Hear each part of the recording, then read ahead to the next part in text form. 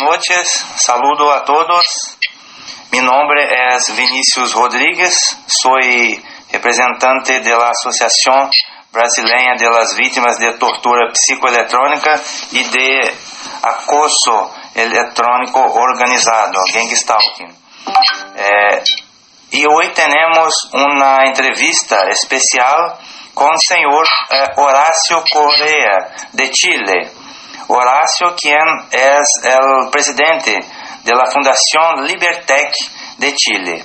Pero primeramente necesito presentaros los demás miembros de esta entrevista. Estoy acá con el señor Francis Penco, el presidente de la Asociación Brasileña de las Víctimas. Buenas noches, Francis. Buenas noches. Y tenemos acá señor Antonio y señor Samuel Augusto de Brasil, miembros de la Asociación Brasileña. Olá, Antonio, ¿cómo estás? Boa noite, Antonio. Estoy bien. Gracias, obrigado. Samuel Augusto, buenas noches. Como está, Samuel? Boa noite. Boa noite, tudo bem? Prazer. Sou Samuel, eu moro em Uberlândia. Atualmente eu ajudo no desenvolvimento das máquinas aqui. Gracias, muchas gracias, muito obrigado pela presença. Entonces, ahora tenemos nuestro entrevistado, señor Horacio Correa. Muchas gracias, Horacio, ¿cómo estás? Buenas noches. Hola, buenas noches a todos. Gracias por la instancia de poder acá estar todos juntos acá en esta innovadora sesiones de entrevista que creo que nos ayudan a coordinarnos y a gestionar temas regionales. Así que gracias por la invitación. Sí, muchas gracias a ustedes. Entonces podemos empezar las preguntas. La primera pregunta es, usted puede hacer una presentación personal de ustedes, quién es ustedes y a qué organización representa. Perfecto. Bueno, yo les preparé una presentación, una PowerPoint que vamos a ir revisando en la medida que vayamos desarrollando las preguntas. Sí. Yo me presento, yo soy Horacio Correa, soy presidente de la Fundación Libertec, fundador de la asociación, de la fundación. Y mi background personal, yo soy ingeniero civil en computación e informática y tengo un MBA en el área comercial que lo hice en España para ir matizando lo que es tecnología con el área comercial. Y he trabajado en el área corporativa y también en el área de emprendimiento. Conozco un poco el background correspondiente. Entonces les voy a compartir pantalla para que vayamos revisando la presentación y les vaya contando un poco más de lo que es Libertec en Chile. Sí. Vamos a compartir pantalla. Un segundo. Ustedes me dicen si se ve. Sí. ¿Sí? ¿Se ve? Muy bien, sí. Perfecto. Bueno, Libertec es una fundación conformada por 3 miembros iniciales y con todas las víctimas que vamos conociendo y incorporando a la fundación. Bueno, aquí la etapa de la presentación dice mucho de lo que es Human Guinea Pigs, o sea, experimentación humana, ¿cierto? Vamos a comentarles por qué. Déjame ver las preguntas acá, un segundo.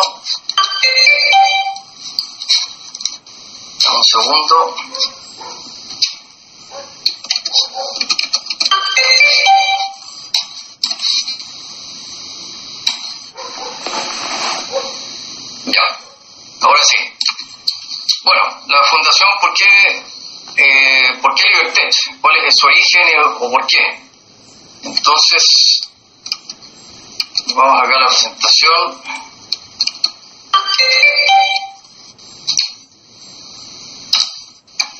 Básicamente porque nosotros vemos un riesgo en el área, en dos áreas, en dos puntos principales, que es lo que es la libertad cognitiva, y vemos también un peligro inminente en el mal uso de la inteligencia artificial y las neurotecnologías. Eso lo vemos, hemos podido comprobar el mal uso cuando esa tecnología está en malas manos. Bueno, nosotros son tecnologías capaces de codificar la información que tenemos en nuestro cerebro y leer literalmente nuestros pensamientos. Ahí está el peligro. Es el escenario también que el neurobiólogo español Rafael Yuste lo planteó. En Fundación Libertech podemos confirmar la mala utilización de estas tecnologías, ¿cierto?, para fines poco nobles, que afectan la privacidad y la salud de las personas. El cerebro es toda la actividad, genera toda la actividad mental y cognitiva de los seres humanos. Entonces es un área que hay que realmente proteger. Existen transgresiones que afectan la libertad cognitiva. Si bien es cierto, bueno, hay cosas que se destacan también con estas tecnologías, que se busca, por ejemplo, bueno, diversas modalidades que surgen como resultado de las innovaciones tecnológicas, como la modificación biogenética, la interfaz hombre-computador, el escaneo cerebral, la nanotecnología, las redes neuronales, la denominada neuroterapia, y los nuevos productos farmacéuticos. Representan quizás oportunidades fascinantes para la mejora humana, pero nosotros vemos un riesgo, que hay un riesgo que se desarrollen y se empleen de mala forma, de forma poco responsable. Estas tecnologías, con una legislación inadecuada, podrían generar nuevas amenazas a la libertad cognitiva. Acá nosotros, por ejemplo, es importante contar con un precedente que pudiera cambiar el rumbo de las cosas y que pudiera tener una evidencia del modelo de negocio poco ético que ocupan estas compañías, respecto a la privacidad mental, ya que lo vamos a ver en lo que es el neuroderecho. Pero pasando a la inteligencia artificial y las neurotecnologías, bueno, la utilización de neurotecnologías son métodos o herramientas, ¿cierto?, dispositivos para registrar la actividad cerebral o modificarla, alterarla. Ahí está el riesgo. El problema es que esto se realiza sin consentimiento en las personas, sin consentimiento en la población. Y esto se viene perfeccionando desde los años 1950 en adelante. Entre los años 1950 y 1960 se realizaron experimentos poco éticos en Estados Unidos con los pobres estadounidenses. Por ejemplo, yo les acá quiero mostrarles una gráfica, que es una gráfica sencilla. ¿Se ve bien, no? ¿Se ve? Sí, pero si usted... Sí, es posible, es posible.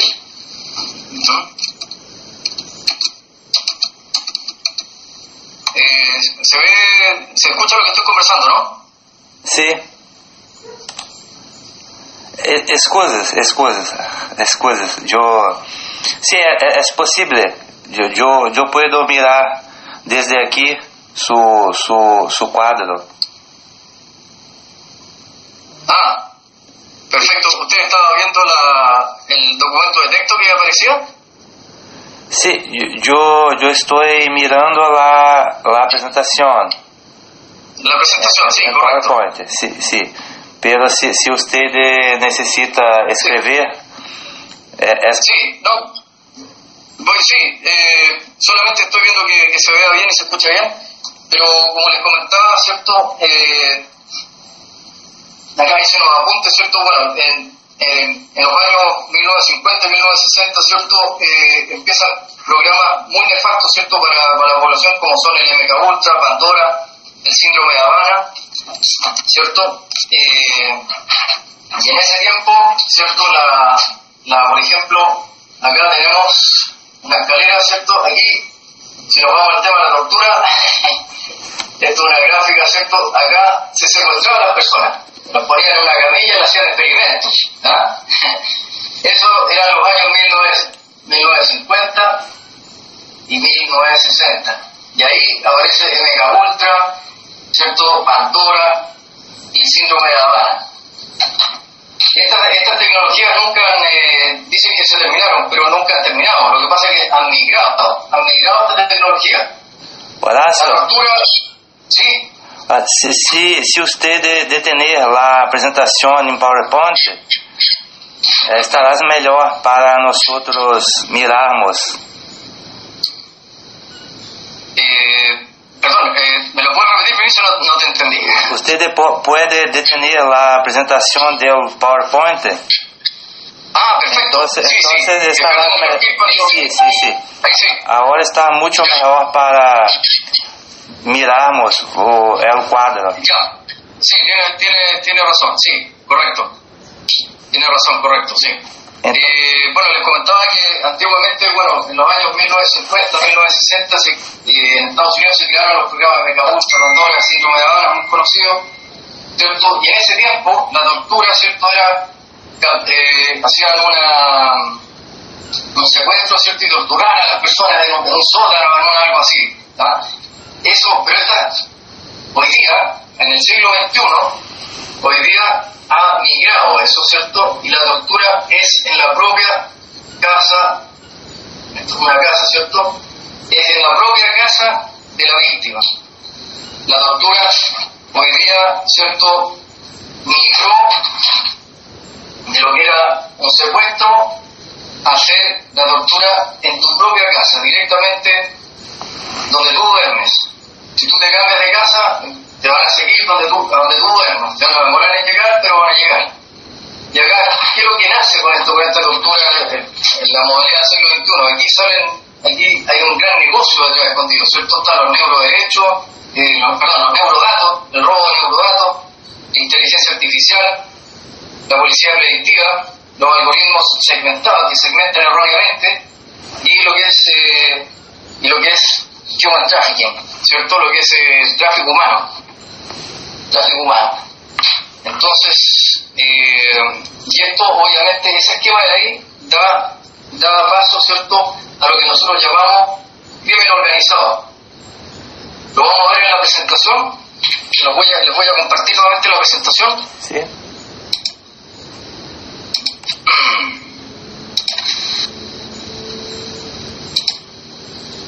Voy a compartir acá el esquema de la presentación.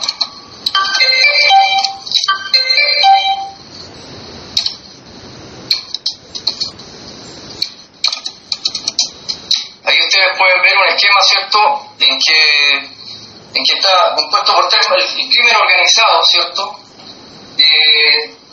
Tiene tres módulos, nosotros lo definimos por tres módulos. El primero, ¿cierto?, son lo que es las organizaciones criminales comunes y corrientes, donde está el narcotráfico, el tráfico de armas, delitos ambientales, lavado de dinero. Luego en el medio tenemos el concepto que se llama terrorismo doméstico, que lo vamos a revisar enseguida. Y el de al lado, el terrorismo internacional, donde están los ataques con bombas, atentados, etc. Pero si nos vamos al ámbito que corresponde al terrorismo doméstico, este puede provenir de dos áreas, ¿cierto? Puede venir de la población civil o grupos subversivos internos del país, o directamente de la corrupción institucional, que es donde nosotros nos vamos a centrar.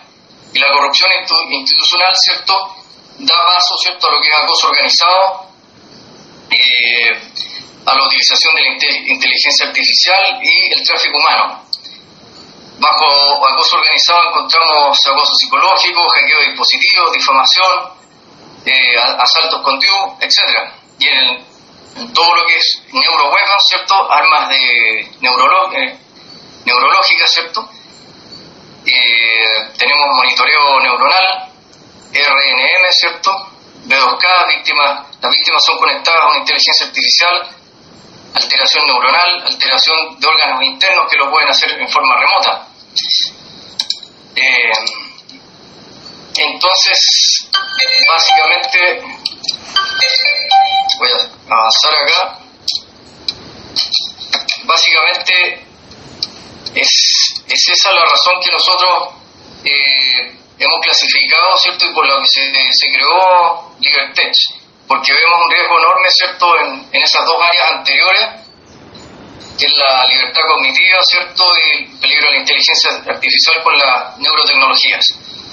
Entonces el objetivo de la Fundación LiberTech es la integridad de la familia, la salud, perdón, hay un error ahí, la salud física y psíquica de las personas, ¿cierto? Y como objetivo principal es promover la protección de la garantía de los derechos fundamentales de la población, especialmente los neuroderechos, frente a ilícitos cometidos de modo directo o indirecto, visible o encubierto, que afecten la privacidad, salud o importen actividades sin consentimiento. Esos son el objetivo básicamente de la fundación.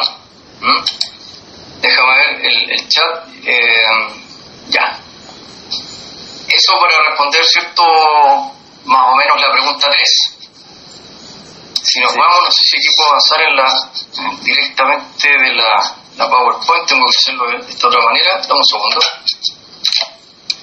Vamos a la cuarta pregunta, entiendo yo. No sé si hay alguna pregunta al respecto.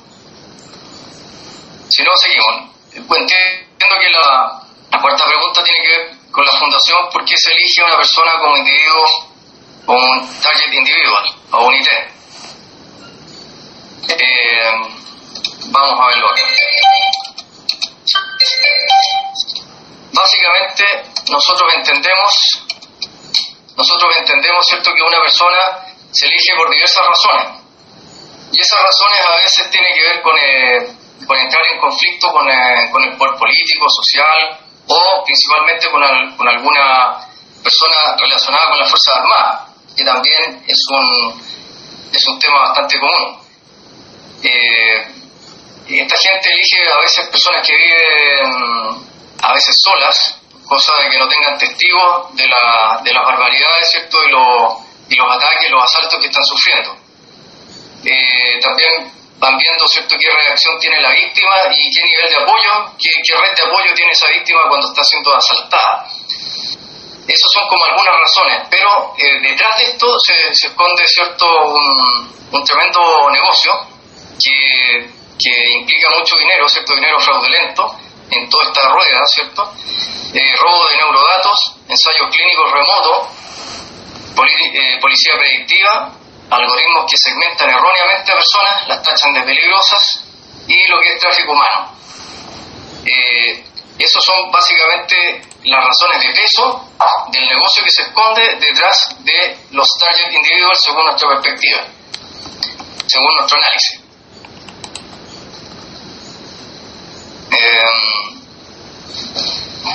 Ahora si pasamos al tema, si pasamos directamente a la siguiente pregunta, tiene relación, ¿cierto? Entiendo que, dame un segundito, Sí. dame un segundo acá, un segundo.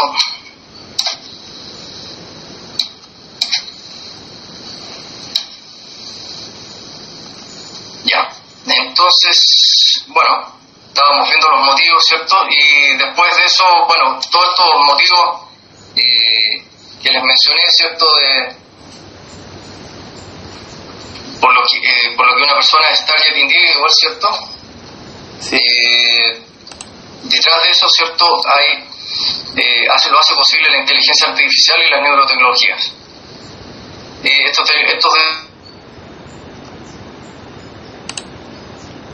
Horacio, hola. Bueno, ¿quiénes son los responsables de estos ataques? Y esta parte es bastante fundamental porque nosotros entendemos primero que nada que estos son crímenes de lesa humanidad. ¿Ya? El Estatuto de Roma es claro. El Estatuto de Roma de la Corte Penal Internacional establece un listado de conductas que cuando se cometen en determinados contextos constituyen crímenes de lesa humanidad. Dicho contexto se distingue, ¿cierto?, por la existencia de un ataque generalizado y sistemático contra la población. Y entendemos que por la sistematicidad que tiene estos ataques, ¿cierto?, son por agentes del Estado.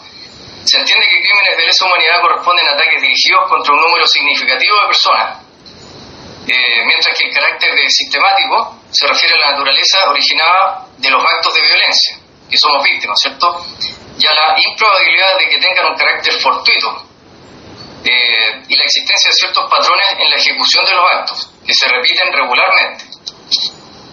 El carácter generalizado, obviamente tenemos víctimas acá en Chile, en Perú, en Argentina, en Brasil, en Estados Unidos, en todas partes. O sea, la verdad que es masivo, no es generalizado, es masivo. Entendemos también que las fuerzas policiales, agentes del Estado, tienen responsabilidades que escalan bajo la figura de obediencia y el mando. Y en segundo lugar, a responsabilidades políticas de poder y autoridades civiles que son los superiores jerárquicos. Deme un solo segundo, no sé si... un solo segundo. Ya. Acá vamos a tocar un tema re importante. Vamos a seguir avanzando sobre el tema de los crímenes de lesa humanidad y por qué lo son y por qué tienen esa categoría. La sistematicidad obedece a una política de Estado. Es difícil no entender que un delito generalizado y sistemático no obedezca a una organización o Estado, lo que implica que la cadena de mando está involucrada hasta niveles superiores que trascienden la regulación, y eso da paso al Estatuto de Delitos de Lesa Humanidad. La sistematicidad tiene que ver con la evidencia de patrones de conducta y tipos de planificación, y desde ese punto de vista obedece a un plan que implica responsabilidad política. Las policías no actúan con tanta independencia solas.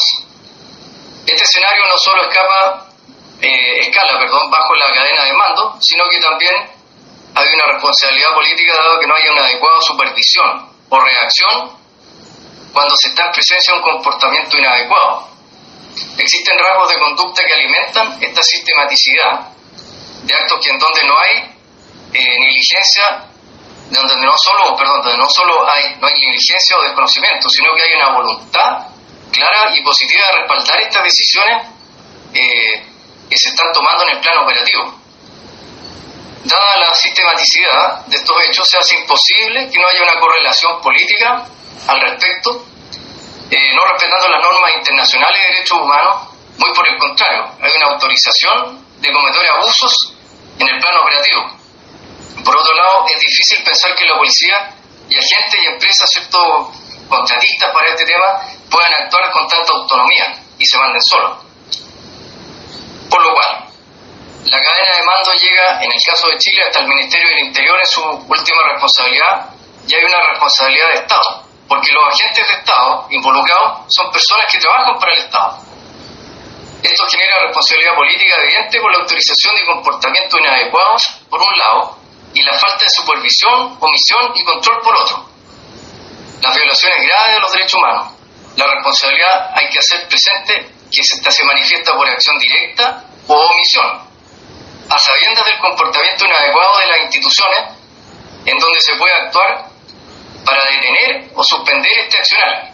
Sin embargo, esa cosa hasta el día de hoy no ha ocurrido. El actuar institucional de las fuerzas y el orden es un actuar jerárquico, obediente y disciplinado, por lo cual es de suponer que un mando superior tiene grado de responsabilidad porque les corresponde dictar instrucciones que después son acatadas y ejecutadas, ¿cierto? El Ministerio Público debe generar las instancias a que las organizaciones involucradas colaboren. En el caso de las fuerzas y el orden y seguridad, la responsabilidad es del Ministerio del Interior, acá en Chile. En el caso de las Fuerzas Armadas, la responsabilidad es del Ministerio de Defensa. A este escenario, obviamente, también se suma la contratación, ¿cierto?, de empresas contratistas de seguridad sin ningún tipo de ética moral, ¿cierto?, que obedecen a servicios pagados de acoso y organización. Estas empresas están generalmente conformadas por ex agentes de seguridad de las distintas ramas de las Fuerzas Armadas. Son responsables de hacer el acoso organizado y es un negocio lucrativo.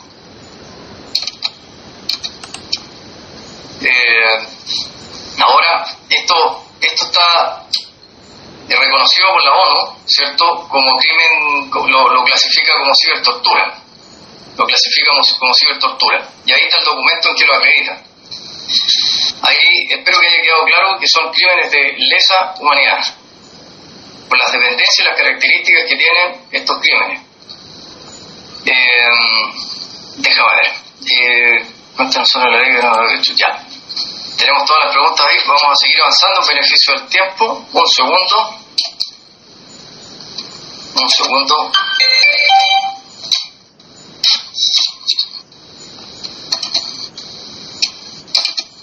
Bueno, estos crímenes de lesa humanidad están descritos, ¿cierto?, en el documento de las Naciones Unidas, que comprende, ¿cierto?, lo que es el concepto de tortura psicológica y el concepto de tortura física, sin contacto. Eso está expresado en el documento de la ONU. Eso es importante porque es un crimen reconocido. Un crimen reconocido que se está realizando hoy en día, ¿cierto?, en forma encubierta. Vamos a ver el tema de los neuroderechos, ¿cierto? Sí. Los neuroderechos acá. Un segundo. Yo no sé si ustedes quieren o tienen claro, ¿cierto?, el concepto de tortura psicológica que está descrito en las Naciones Unidas, ¿cierto?, que comprende en particular infligir intencionalmente dolores y sufrimientos graves, ya sea físicos o mentales. La tortura psicológica incluye todos los métodos, técnicas y circunstancias que están destinadas y concebidas a infligir deliberadamente dolores y sufrimientos mentales graves. Esos son los conceptos que maneja la ONU dentro de este esquema de crímenes de lesa humanidad. La tortura psicológica, su aplicación sistemática y coherente se encuentra sujeta a distintas secuelas o dolores, sufrimientos mentales que afectan a sí mismos las funciones corporales. Y según la intensidad y la duración pueden causar daño físico irreparable, incluso la muerte, por ejemplo, crisis nerviosa o insuficiencia cardiovascular. Perdón que me haya retrocedido, pero era importante el concepto de tortura psicológica, es parte del gun-stacking y es una parte importante del delito, ¿cierto? Que una son la tortura psicológica, que se realiza mayormente en esta gente oportunista cuando pueden, ¿cierto? Y con los ataques donde tú duermes, o sea, no puede ser más cobarde los ataques. Volviendo al tema de los neuroderechos, vamos a ver el tema de los neuroderechos. Un segundo.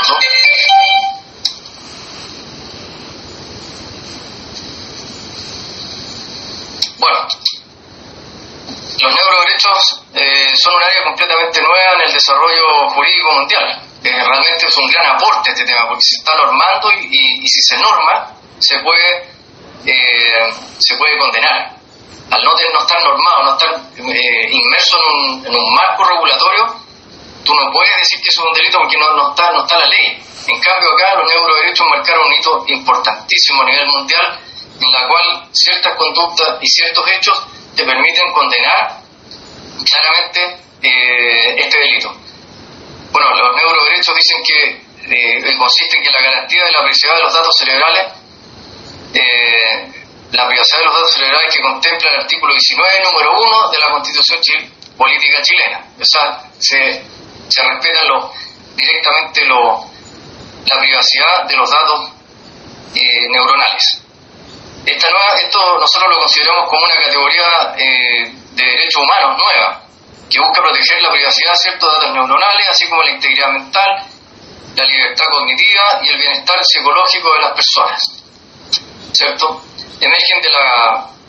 Esto emerge, ¿cierto?, de la convergencia entre la ética, el derecho y la neurotecnología.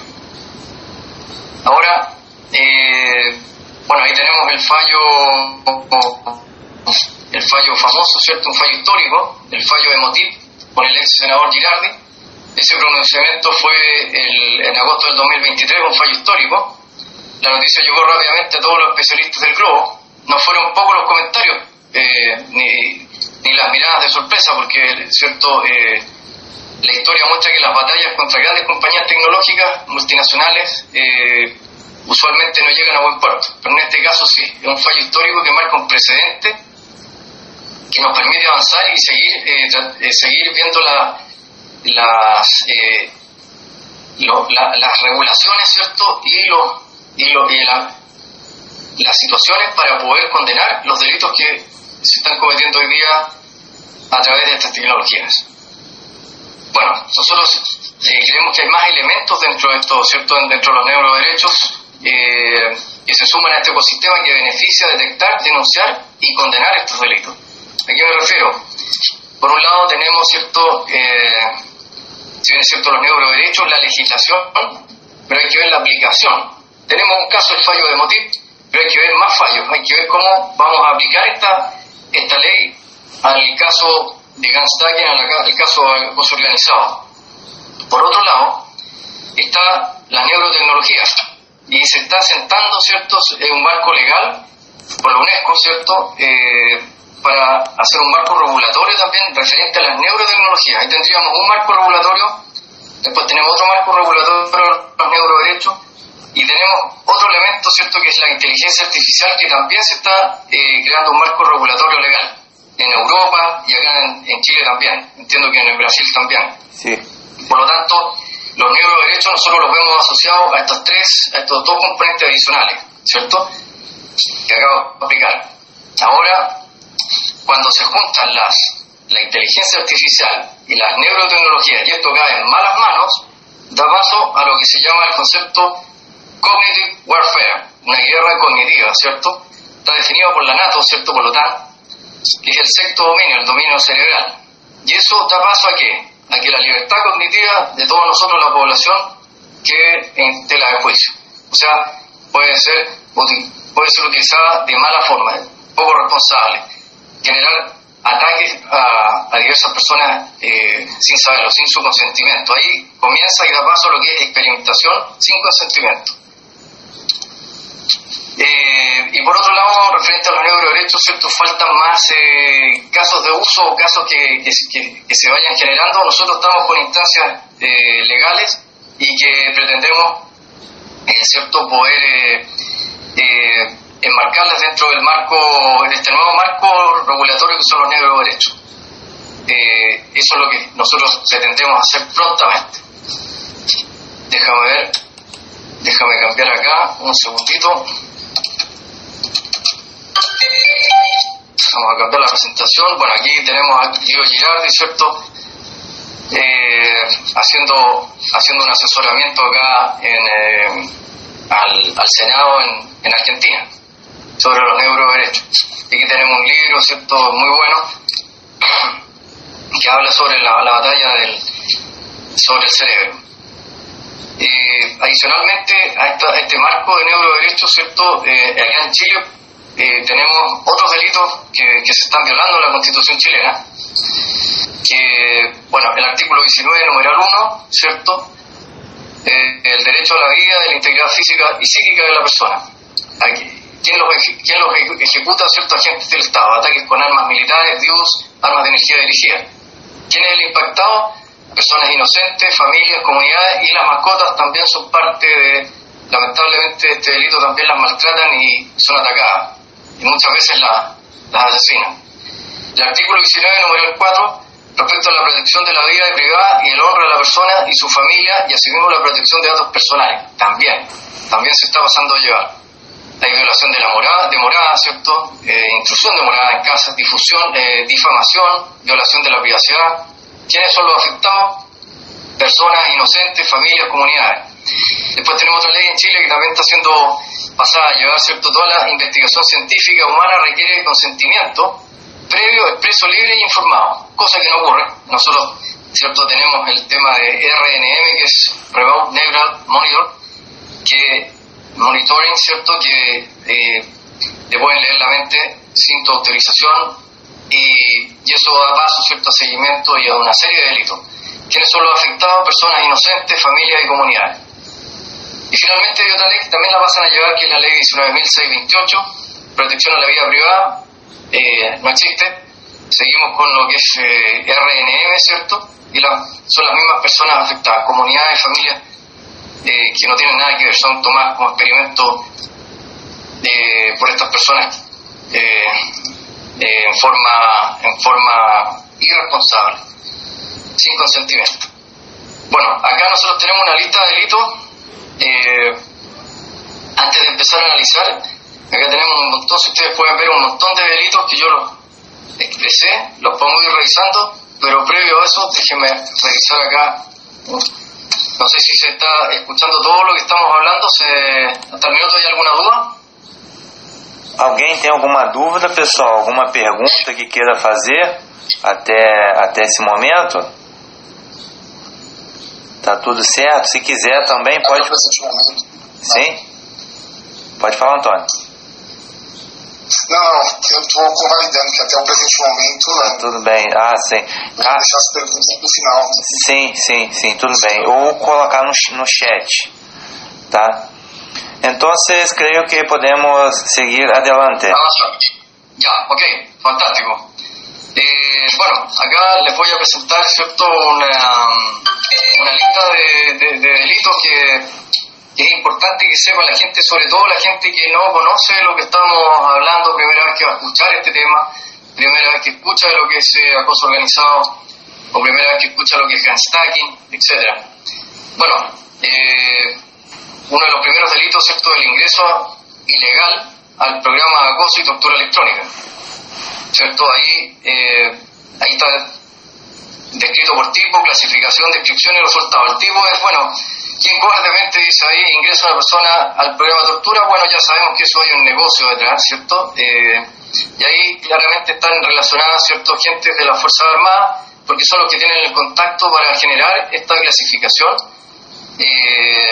En la clasificación, que lo que se hace, se hace una nominación ilegal de la persona por cumplir ciertas características que analizamos anteriormente, y después se hace un estudio de confección de documentación falsa y se mete a la víctima, ¿cierto?, con un perfil terrorista, peligroso a la sociedad y un montón de adjetivos más. La víctima, sin enterarse de nada, cae en una lista de vigilancia activa que se llama el watchlist, en donde eso ya llega a Estados Unidos, ¿cierto?, y hay un modelo de negocio que lo podemos analizar después. Bueno, después de eso, una vez que tú ya estás en el watchlist, sin saberlo, ¿cierto?, empieza lo que es la guerra psicológica, psychological warfare o gunstacking. Y ahí tenemos un montón de delitos, ¿cierto?, que es intervención en el hogar, ¿cierto?, que es hackeo de dispositivos, te hackean los computadores, el teléfono, todo lo que es medio de comunicación te lo hackean. No importa que sea Android o iPhone, te lo hackean igual, ¿cierto? Escuchan y registran todas tus conversaciones telefónicas, mensajes, WhatsApp, se adelantan a tus movimientos para coordinar el acoso, ¿cierto?, donde tú te encuentres. No es que esta gente sea mágico, esté en todos lados. Ellos, al tener acceso a tu comunicación, saben cuáles son tus movimientos. Tú dices, voy a ir para allá, voy de vacaciones de al lado. Ellos se comunican con la gente y saben perfectamente dónde tú vas a estar y buscan a las personas que pueden hacer el acoso porque saben que tú vas a estar ahí con anticipación. El hackeo de las comunicaciones busca la anticipación de tus movimientos. Bueno, después están las campañas de odio y de desacreditación, que es esparcir rumores, calumnias sobre la víctima en el vecindario donde tú vives. Los acosadores retuercen y fabrican historias, ¿cierto?, falsas que desprestigian a la víctima. La idea es destruir la credibilidad de la víctima. Bueno, interceptan, ¿cierto?, los contactos laborales y amistades. Interceptan, ¿cierto?, a través de terceras personas. Y les dicen, bueno, entendemos que esta persona está bajo vigilancia o es de interés de nosotros, de alguna institución de la Fuerza Armada, ¿cierto? ¿Qué es lo que pasa? Los contactos se alejan. Bueno, privación de sueño, eso es claro que hay una ventana horaria que generalmente de 3 de la mañana a 4 y media, 5 de la mañana, 4 y media, es generalmente donde te despiertas entre 4 y 4 y media. La idea es que tú no tengas un sueño reparador. Bueno, y luego las campañas de ruido, ¿cierto?, que para mantenerte alerta del tema, ¿cierto?, y cualquier ruido que lo hagan en forma repetitiva y sistemática se puede convertir en acoso psicológico, ¿cierto?, en una tortura psicológica, porque donde vayas, ¿cierto?, vas a escuchar el mismo ruido, que es un ruido que puede ser muy normal, ¿cierto?, pero si ellos lo repiten en forma sistemática, donde tú te encuentras en forma desprevenida, te hacen saber que tú estás siendo vigilado. Y son siempre los ruidos que hacen son de carácter denegable, de ahí los podemos revisar. Bueno, de ahí se pasa todo lo que ya es ataques con armas de energía dirigida. Tenemos ataques acústicos, ¿cierto?, ataques electromagnéticos, ataques EMP, ¿cierto?, Electromagnetic Pulse, High Energy Laser, ultrasonido, infrasonido, ataques HPM, High Power Microwaves. Tenemos ataques con VLF con baja frecuencia, ¿cierto?, que afectan, ¿cierto?, la alteración cardíaca, las bajas frecuencias. irradiación electromagnética, y ataques ELF, que es Extreme Low Frequencies. Y eso, va dirigido al corazón, o a veces entendemos que también, dependiendo la frecuencia, alteran tu sistema digestivo. Estos son distintos, si ustedes pueden ver, son puras armas electromagnéticas, ¿cierto? Son dispositivos que pueden emitir frecuencias electromagnéticas. Acá, por ejemplo, me pasé a otra parte, qué parte del cuerpo atacan. Esto es importante saber también. Una cosa es qué es lo que atacan, pero ¿dónde atacan? Los virus atacan generalmente el corazón, lo hacen en forma encubierta. Si tú estás en tu casa, porque la tortura es en tu casa, como lo vimos inicialmente en la presentación, es en tu propia casa. Si tú haces ejercicio, te pones a hacer gimnasio en tu casa, es el momento que ellos aprovechan para acelerar tu ritmo cardíaco, cosa que tú creas que es producto del ejercicio que estás realizando. O cuando subes una escalera al segundo piso o bajas, ahí es cuando te golpean con un pulso electromagnético alterando tu ritmo cardíaco, cosa que pase desapercibido. Después tenemos otro tipo de delitos, ¿cierto?, que son las heridas. Si tú tienes una herida, te rompiste el dedo, te va a llegar un ataque a esa herida. La idea es que dañarte el ADN o que no sane tu herida, ¿cierto? Pero básicamente es dañar el ADN con el electromagnetismo, con irradiación. Así que si tú tienes una herida, vas a recibir algún tipo de ataque directo en esa parte. Si tú tuviste una operación en una rodilla, en un brazo, también son lugares donde ellos atacan. Como saben tu historial, ellos estudian tu historial antes de meterte en el watchlist, y ellos saben si tú tuviste alguna operación. Generalmente esa información la manejan, y es donde también te atacan y te irradian. El codo izquierdo, generalmente el codo izquierdo lo atacan que están muy cerca del corazón. La idea es generar un derrame interno, y partes blandas que están, ¿cierto?, izquierdo y derecho, que están bajo las costillas. Buscan dañar algún órgano vital, ¿cierto?, cosa que tú tengas algún problema eventualmente de cáncer. Los dientes también, a veces uno se siente una destemplación, el esmalte dental, y te van generando que tú cuando estás durmiendo tengas flujos de tu misma ácidos que tú para disolver la comida, que es reflujo en el fondo, ¿no? Después ataque el estómago, eso también lo hacen en forma repetida, ¿cierto? Generando sonido y alterando tu sistema digestivo. Eso es irradiación en forma localizada. Y también tenemos un ataque que es muy, muy peligroso, que es uno de los ataques más fuertes, que es lo que es a la cabeza directamente, y te atacan con alta potencia. Al hemisferio derecho y al izquierdo, en realidad, a esta fecha a ambos. La idea es que tú tengas un derrame cerebral eventualmente. Acá tenemos otro, volvemos al tema de los delitos, ¿cierto?, que es un cuarto grupo de delitos, que eso ya tiene que ver con control y dominio mental. Y ahí tenemos, ¿cierto?, los ELB, Electric Brain Link, que eso es lectura de pensamientos y emociones, ¿cierto?, a través de EMF, Electromagnetic Frequencies. Ocupan también el EMF Brainwave Print, tu firma digital, ¿cierto?, en tu cabeza, tu firma que es propia tuya. Una vez que la decodifican, pueden entrar, ¿cierto?, a tu cabeza no tiene firewall el cerebro, por lo tanto, teniendo tu frecuencia y tus patrones de frecuencia, ellos pueden entrar. ¿Cuál es el resultado? Que tú estás en el fondo en un esquema orwelliano de sistema de espía, de invasión total a la privacidad. Tenemos, ¿cierto?, Brain Link, Electronic Brain Link, y tenemos lo que habíamos hablado anteriormente, RNM, Remote Neural Monitoring, ¿cierto?, alteración del estado de ánimo. Te pueden influir en los pensamientos, influir en todo tipo de sentimientos, odio, frustración. Y también tenemos el delito, ¿cierto?, que es Voice to School, V2K, que es envío directo a la cabeza de la víctima, ¿cierto? Y eso también lo hacen a través de frecuencia electromagnética, ¿cierto?, en donde va inducido un mensaje que es escuchado ciertos rebotes en el cerebro y se escucha el mensaje generalmente garabatos y ciertos improperios. Y bueno, hay muchas patentes comerciales asociadas a esto.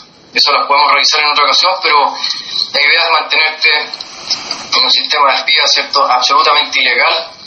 Todos estos armamentos militar en la cual estamos, esto es experimentación humana, cosa de ir perfeccionando estos sistemas, ¿cierto?, y tener el control en algún minuto total de lo que se quiera hacer con algunas personas, alguna comunidad, y por qué no países enteros. ¿Cierto? La idea, ¿cierto?, los vecinos que están involucrados, sí, absolutamente están involucrados en todo lo que es el tema de gun stacking. Están involucrados criminalmente, porque vamos a ver, esto tiene una estructura, y perdón, me moví, ahora sí, esto tiene una estructura, y vamos a ir de arriba hacia abajo, ¿cierto? ¿Quiénes son los principales responsables? Son aquí dice acosadores pagados, pero son agentes del Estado, ¿cierto? Y en la red criminal son los principales responsables, ¿cierto?, de este delito criminal en Chile y en otras partes del esquema es el mismo, en otros países. Forman parte de la autoridad de la Fuerza de Orden, ¿cierto?, activos o retirados. Generalmente retirados porque parece que es un negocio muy lucrativo, entonces no haya nada mejor que meterse en esta red de corrupción, en colocar y hacer acoso, ¿cierto? ¿Quiénes están involucrados? Agentes corruptos del Estado, empresas contratistas del Departamento de Defensa. Después de eso, bajo eso, hay una vigilancia comunitaria. Ahí están los vecinos, ya entran los vecinos, ¿cierto? Es una red criminal organizativa, ¿cierto? Y dentro de esa estructura hay un orquestador del acoso, que en el fondo va viendo las reacciones que tiene la víctima.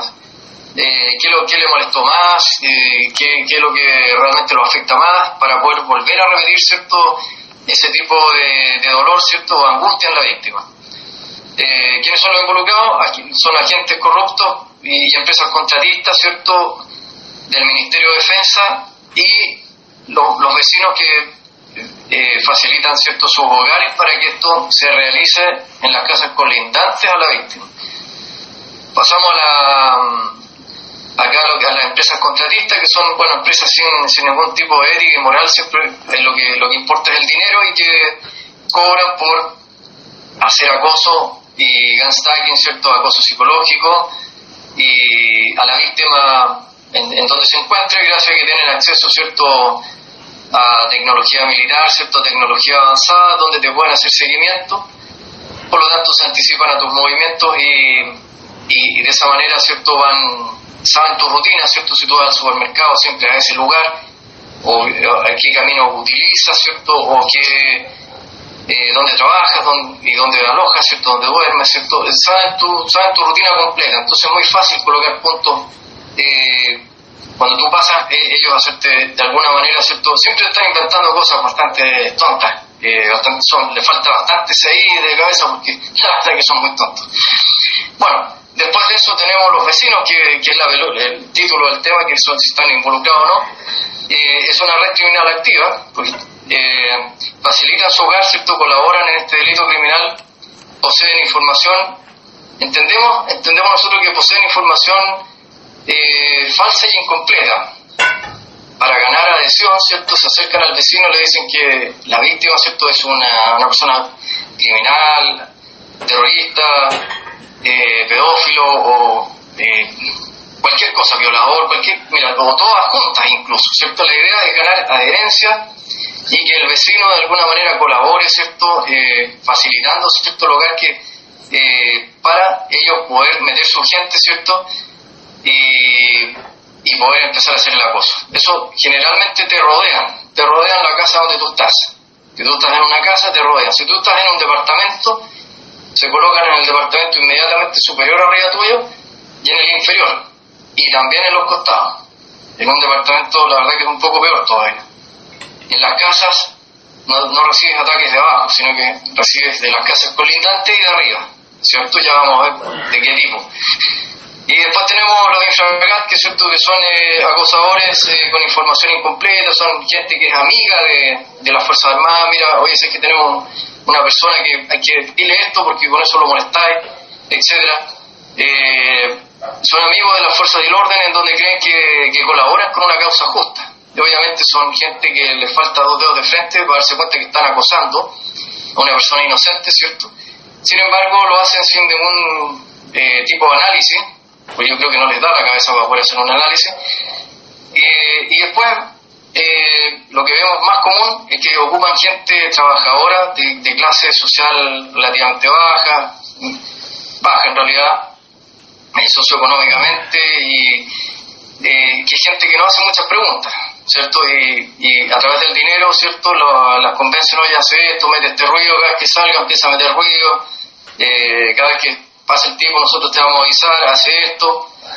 Y esta gente está sin información absoluta, solo ellos tienen un rumor lapidario, ¿cierto?, en contra de la víctima, y cubren el área con calumnias falsas, ¿cierto?, acorde al rumor, y dice esparce y empieza a correr este comunicado, ¿cierto?, para que entre los vecinos se gane adhesión, ¿cierto?, y se pueda realizar el acoso de forma más sin impedimento. ¿Y quiénes son esta gente? Son jardineros, conserjes de edificios, auxiliares de aseo, gente que trabaja en la construcción, es ese tipo de gente. Por lo tanto, la pregunta es si están involucrados. Están absolutamente involucrados los vecinos y son pagados. Los vecinos, esto no es gratis, porque hay vecinos que algunos colaboran, otros no, y cuando no colaboran viene el incentivo monetario. Entendemos que el incentivo es pagado no solamente a través de plata o transferencias. Las transferencias no las ocupan. Entendemos que le arreglan la casa, le arreglan el porche de entrada de la casa, le hacen un arreglo que necesite donde la casa en que vive, cosas de ese tipo. O gift card, o le hacen un favor a su hijo para que entre a una universidad, o ciertos favores. Pero ese es el método de pago que utilizan. Es corrupción absoluta. Ahora, nosotros podemos ver esto lo que acabamos de revisar, tiene una afectación comunitaria. Porque todos estos ruidos, estas campañas de ruido que se hacen, que en el fondo acoso psicológico, afectan a la comunidad completa donde vive la gente. Generalmente están involucrados los vecinos colindantes, pero el resto de la comunidad que está aledaña sufre los ruidos de taladros, golpes, sierras eléctricas, generación de conversaciones con vocabulario grosero, ¿cierto? Arreglos de vereda. ¿Perdón? No sé si... Perdón, ¿me escucha algo? ¿Sí? ¿Hay algún comentario? No, podemos seguir adelante. Ya, perfecto. Bueno, como les decía, ciertos ruidos molestos, camiones que pasan una y otra vez, ¿cierto? Autos de baja gama con el tubo de escape, ¿cierto? Ladridos de perros, ¿cierto? Que tú te mueves de la casa para el frente de la casa, te ladra el perro por el frente de donde tú estás. Si tú te vas para la parte de atrás, empieza a ladrar el perro que está en el jardín atrás. Y muchas veces son sin sentido, porque es el único perro que ladra, ¿cierto?, en la comunidad completa. Da la casualidad que justo es el único perro que ladra, el resto no ladra ninguno. La verdad que es demasiado falso, ¿cierto?, el acoso, pero son acosos denegables que dicen que en el fondo tienen carácter de que podría eventualmente suceder en forma natural, pero cuando es reiterativo y sistemático, no es natural, ¿cierto? Hablando del tema, por ejemplo, los perros, incluso ellos colocan grabaciones de perros. Hay maquinitas que tienen ruidos de gotera, ruidos de perro, ruidos de tirar la cadena, que te pueden sonar cuando tú no estás en un departamento eventualmente. La idea es molestarte en horas de sueño, ¿cierto?, con este tipo de ruido. Y si no, entendemos que también tienen capacidad de alterar los perros con frecuencia baja. Nosotros que no es audible a los oídos humanos, pero sí molestan a los perros, por lo tanto se ponen a ladrar. Y lo hacen porque nosotros tenemos un monitoreo constante y legal. Por lo tanto, van rastreando, ¿cierto?, dónde nos movemos. Bueno, arrastre de muebles cuando tú estás en un departamento, o te dejan caer cosas arriba, ¿cierto?, cuando estás en un departamento. Bueno, ¿Dónde ocurren estos delitos? Esto yo creo que es muy importante, como lo vimos al principio de la presentación, el 98% de los asaltos y de los ataques son en el hogar de la víctima, en el hogar, o en el lugar donde duerme o aloja. Si tú te mudas, te van a seguir.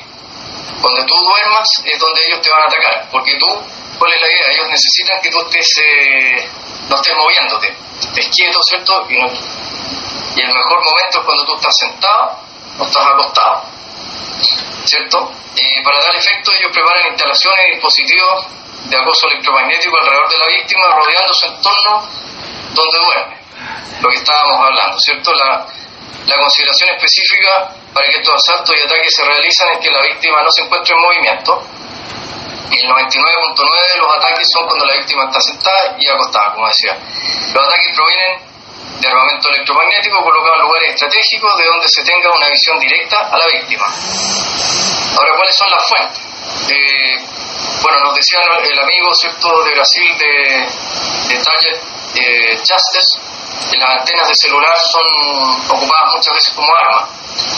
Sí, entendemos que sí, que ese escenario puede ser factible, ¿cierto? Y luego de eso tenemos agentes y vecinos entrenados en puestos específicos en las casas colindantes de la casa de la víctima, y ahí generan ataques. Es lo que yo planteé en otra reunión anterior, que sin duda que hay armas de energía dirigida que son móviles y que se pueden ser instaladas por lo menos en casas colindantes o departamentos, ¿cierto? Y estos agentes entrenan a vecinos. A veces están solos, ellos colaboran, decir, oye, va para allá, y colaboran directamente porque ya están entrenados en hacer ciertos patrones de acoso. En los departamentos, como dije, se colocan en el departamento superior, en el inferior y en los costados.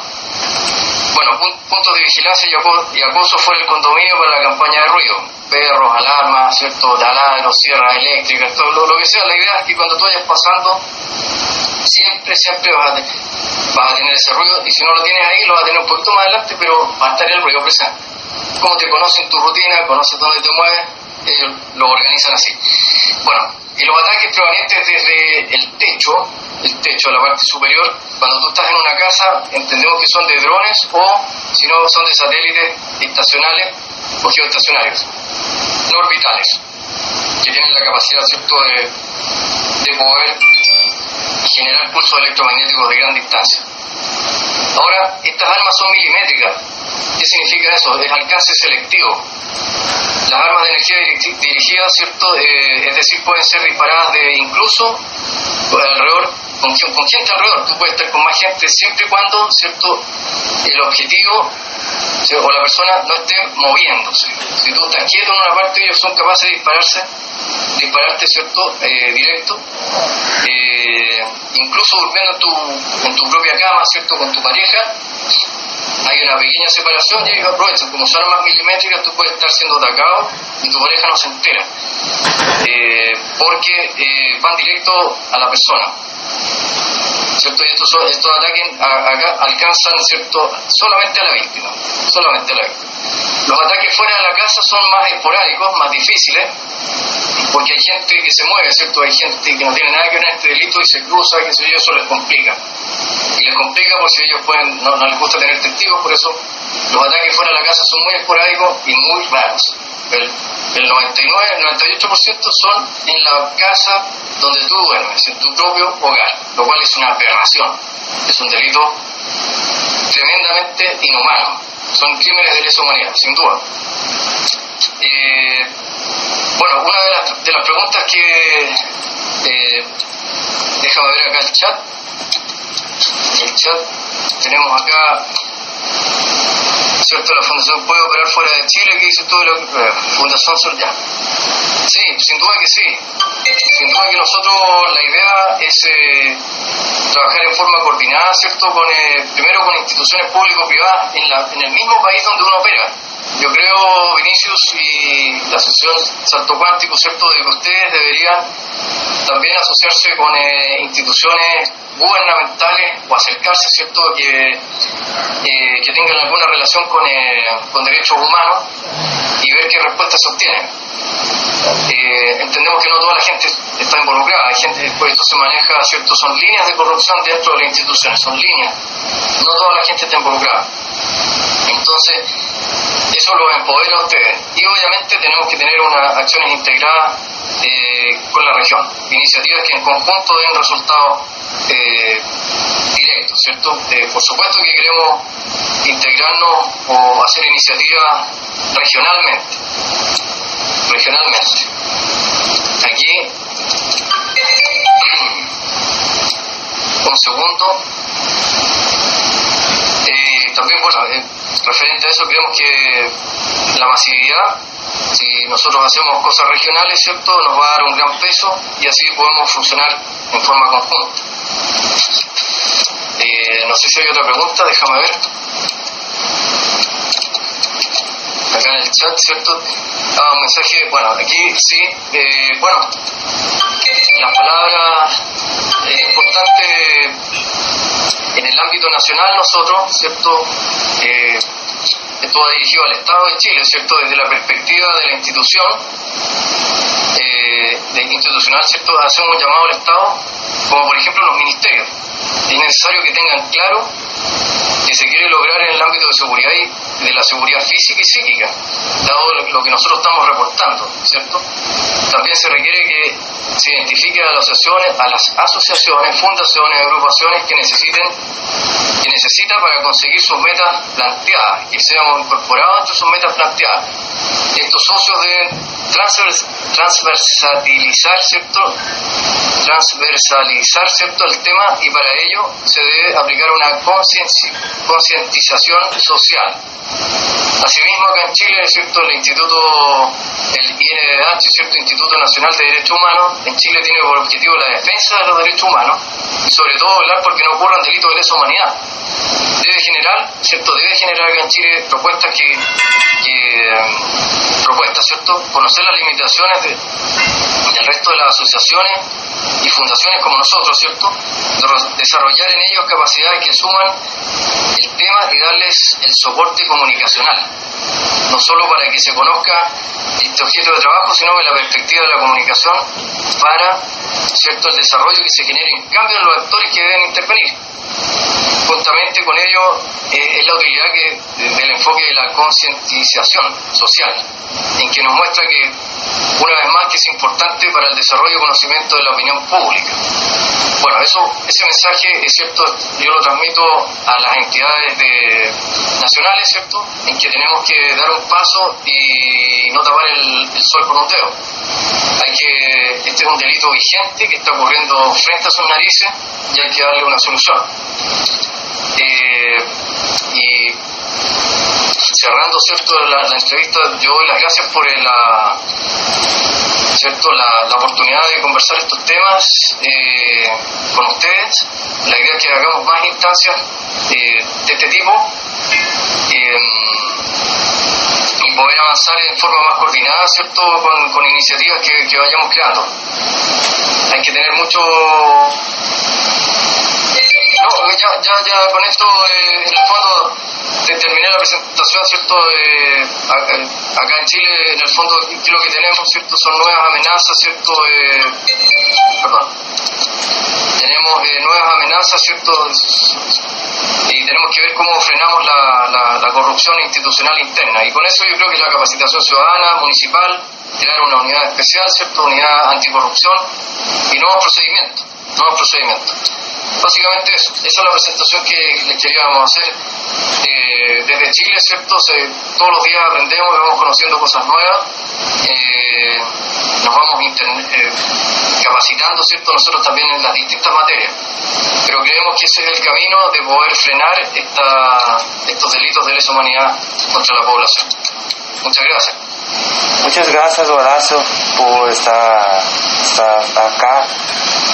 Ustedes es muy bienvenido siempre en las reuniones de la Asociación Brasileña. Muchas gracias. Su presentación fuiste muy buena, perfecto. Y yo necesito si los demás miembros de la entrevista tienen preguntas. Pessoal, alguém tem alguma pergunta que queira fazer para o Horácio? Agora as perguntas estão abertas. Samuel, ou Antônio, ou mesmo Francis, tem alguma pergunta que queira falar ou colocar no chat?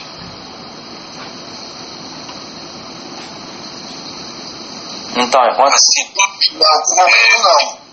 Acredito eu que seja mais benéfico, mais viável, caso levante alguma dúvida pelo chat, né? Sim. Porque a explanação dele foi perfeita. Sim. Na verdade, ele falou que muita gente pensa sobre o caso. Eu acho que foi perfeita a explanação dele, não tenho pergunta alguma.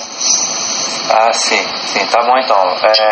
Eu tenho uma pergunta sobre a organização Teliste. O que é essa Teliste? Sí, muchas gracias Vinicio por la pregunta.